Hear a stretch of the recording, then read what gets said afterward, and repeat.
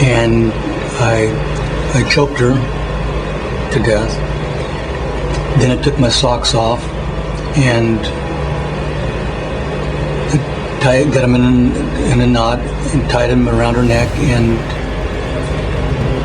tied them as tight as she raised her head up, and that's when I put my arm around her, my right arm, and started choking her.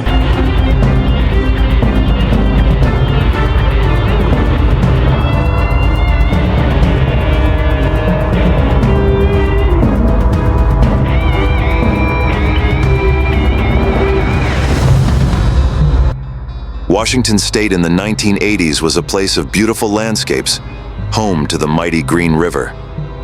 But beneath the beauty, something dark was unfolding. Women were disappearing at an alarming rate. They seemed to vanish without a trace, and their families, friends, and the community were left in terror and confusion. Who was responsible? Who would be next? The answer lay with a man who appeared completely ordinary. A man hiding in plain sight. His name was Gary Ridgway, later known as the Green River Killer. Ridgway would confess to killing at least 49 women, though investigators believe the true number could be closer to 70.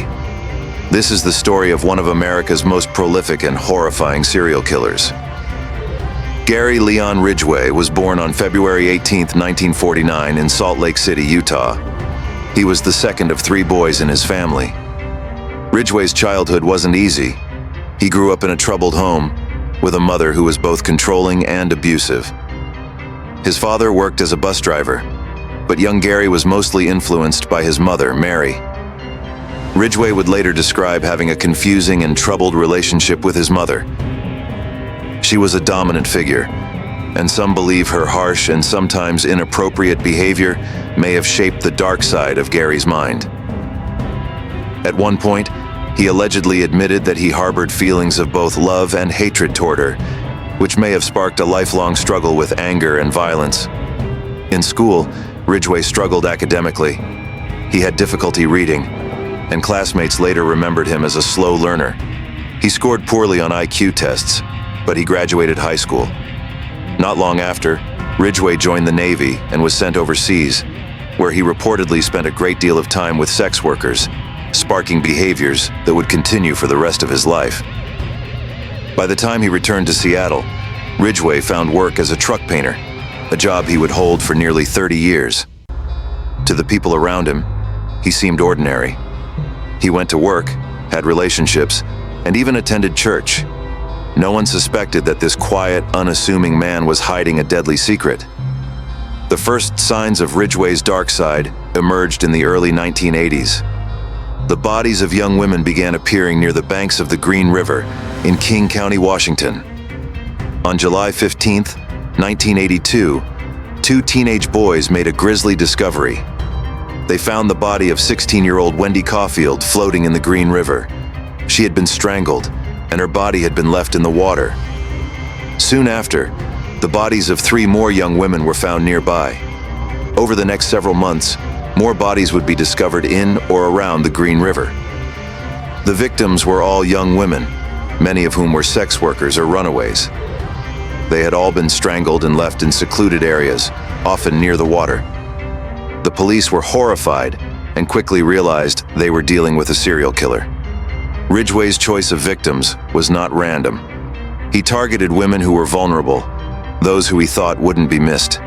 Runaways and sex workers were often isolated, and Ridgway later admitted that he believed their disappearances wouldn't draw as much attention. Gary Ridgway developed a terrifying pattern, one that would allow him to murder dozens of women without raising suspicion. His tactic was simple but effective. He would drive around areas known for prostitution, usually in his truck. He looked like just another average man, often wearing work clothes, and he knew how to put his victims at ease. Ridgway would offer his victims money for sex or simply a ride. He had a way of gaining their trust quickly, often acting polite and soft-spoken. Many of these women got into his truck willingly, not realizing they were in the presence of a killer. Once they were alone, Ridgway would strike. His method was swift and brutal. He would strangle his victims, often using his bare hands or a ligature. He later admitted that he chose strangulation because it allowed him to avoid leaving blood or other physical evidence that could tie him to the crime. Well, Kathy, much of this material is quite graphic. What is also startling here is that Gary Ridgway lays out his confession with little or no emotion. It's a robotic recitation of his brutal crimes and his twisted justification for mass murder. But I thought I was doing you guys a favor. Killing prostitutes. Here, you guys can't control them, but I can. For the first time, we hear the twisted reasoning of the Green River Killer. He believed he was solving the prostitute problem. And I choked her to death. Then I took my socks off and got them in a knot and tied them around her neck and tied them as tight as I. After the murder, he would dispose of the bodies in secluded locations, often near rivers or wooded areas. In a disturbing twist, Ridgway sometimes returned to the bodies days or even weeks after the murder. He would revisit the crime scenes, sometimes to relive the crime in his mind, other times to commit acts that are too disturbing to fully describe. This behavior showed just how depraved Ridgway truly was. The discovery of so many bodies sparked one of the largest and most challenging investigations in Washington State's history. Detectives from multiple agencies were brought in to form the Green River Task Force. Leading the investigation was Detective Dave Reichert, a dedicated and relentless investigator who became personally committed to solving the case. Reichert and his team had a difficult job. In the 1980s, forensic technology was limited, and DNA testing was just emerging. Detectives had to rely on traditional methods, interviewing witnesses, gathering physical evidence, and trying to piece together the killer's profile. They interviewed hundreds of people and followed countless leads, but the killer always seemed to be one step ahead. The police had some ideas about the kind of person they were dealing with. They suspected the killer was someone who knew the area well and felt comfortable in isolated rural spots. He seemed to know how to avoid leaving evidence, suggesting he was both methodical and careful. But despite their efforts, the police had no solid leads. In a bizarre turn of events, the infamous serial killer Ted Bundy reached out from his prison cell to offer help with the case.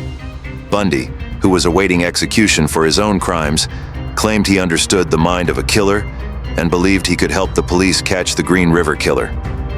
Bundy suggested that the killer might be revisiting the bodies of his victims after the murders.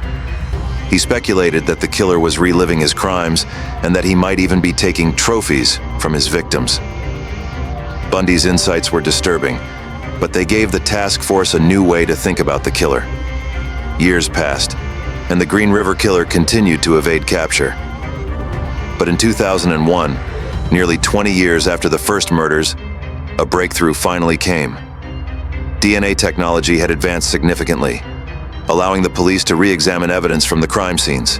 This time, they were able to link DNA samples from the victims to one man, Gary Ridgway. Ridgway was arrested on November 30th, 2001, while he was at work. He appeared calm and cooperative, showing no signs of guilt or remorse. The quiet, unassuming man that people had known for years was finally revealed to be the Green River Killer. News of his capture spread quickly, and the families of the victims felt a mix of relief and grief. After his arrest, Ridgway confessed to his crimes in chilling detail. He admitted to murdering at least 49 women, but claimed that he had lost count of the actual number. Ridgway was disturbingly calm as he described his methods and motives, showing no sympathy for his victims or their families. Ridgway explained that he felt a sense of power over his victims and that he saw them as lesser because of their lifestyle. His words shocked everyone, revealing a man who was completely detached from humanity. In exchange for avoiding the death penalty, Ridgway agreed to help the police locate the bodies of some of his victims. His cooperation led investigators to several more bodies, bringing long-awaited closure to the families.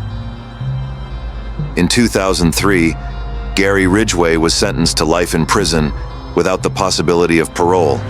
In Seattle today, a man called the Green River Killer has finally confessed to murdering 48 women and girls, making him the most prolific serial killer in American history. His name is Gary Ridgway. From Seattle, ABC's Neil Karlinski. Gary Ridgway killed so many women it took nearly an hour to read all the charges. I strangled Cynthia Hines to death. Is that your statement, Mr. Ridgway? Yes, it is. Is it true? Yes. One at a time, Ridgway admitted killing 48 women, usually dumping their bodies in the Green River near Seattle. I strangled Opal Mills to death. Dolores L. Williams. I strangled Deborah Estes to death. Yes. There were nearly 100 relatives in court. They wept as the prosecutor read Ridgway's written confession. I killed so many women, I have a hard time keeping them straight. I wanted to kill as many women I thought were prostitutes as I possibly could. Is that true? Yes. I picked prostitutes because I thought I could kill as many of them as I wanted without getting caught. The Green River murders terrorized Seattle in the 1980s. Ridgway, a suspect for nearly 20 years, was arrested in 2001 after DNA testing matched him to the crimes. Ridgway managed to avoid the death penalty by reaching a plea agreement in exchange for his cooperation. In these police photos, he's seen leading detectives to some of the places where he buried the victims. He don't deserve to live another day. That view is shared by many in the legal community who believe this case will weaken the state's death penalty. If he didn't get the death penalty, I think the argument can be made nobody should. Gary Ridgway will spend the rest of his life in prison. Neil Karlinski, ABC News, Seattle. During his sentencing, the families of his victims spoke, expressing anger, grief, and relief. Many of them described the unimaginable pain they had endured for decades, and some found solace in knowing Ridgway would never be free. The case of the Green River Killer remains one of the darkest chapters in American criminal history. Ridgway's crimes left scars on Washington state that will never fully heal. Criminologists continue to study his case, trying to understand the mind of a killer who seemed so ordinary, yet was capable of unspeakable evil. Today, Ridgway remains behind bars, a reminder of the evil that can hide behind an everyday face. Families and investigators still remember the lives lost, and the story of the Green River Killer continues to haunt the Pacific Northwest. Mr. Ridgway, how do you plead to the charge of aggravated murder in the first degree as charged in count 1 for the death of Wendy Lee Caulfield? Guilty. How do you plead to the charge of aggravated murder in the first degree as charged in count 2? Guilty. Guilty. Guilty. Thank you for watching this story about Gary Ridgway, the Green River Killer. His story is a tragic reminder of how important it is to be vigilant and to protect those who may be vulnerable. Stay safe, stay aware, and cherish the people around you. You had to have a way of feeling them out and saying, I think ruse number 1, 2, 3 will work with this woman. Explain that process to me. Well, one of them was, a woman would get in the car. She's already in the car? She's in the car. Let's say she's always in the car. We're driving down the road, and she wants to see my ID. So I whipped out my ID, and with my ID would be I'd put my finger over my driver's license to hide my name. But on the opposite side was pictures. And a picture of my son.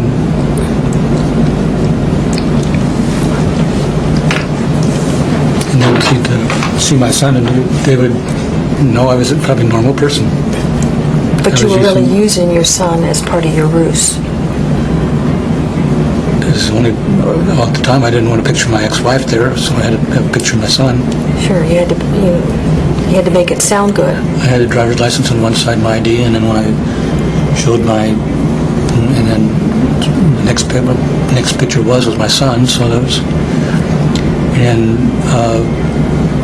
in the vehicle I had some, always had some, not always, but had some of my son's stuff in there, that he left in there, or some Star Wars or something like that. And also there was like a family setting. In your vehicle? Yeah, so every time I opened up my wallet, there would be a picture of my son on one side, behind my ID. There's my ID. I hide my name, flip it over, and there's my ID and my son's picture on the back side. And they'd see that, and that would lower any big defenses. And kids' toys, 8-year-old toys on the dash.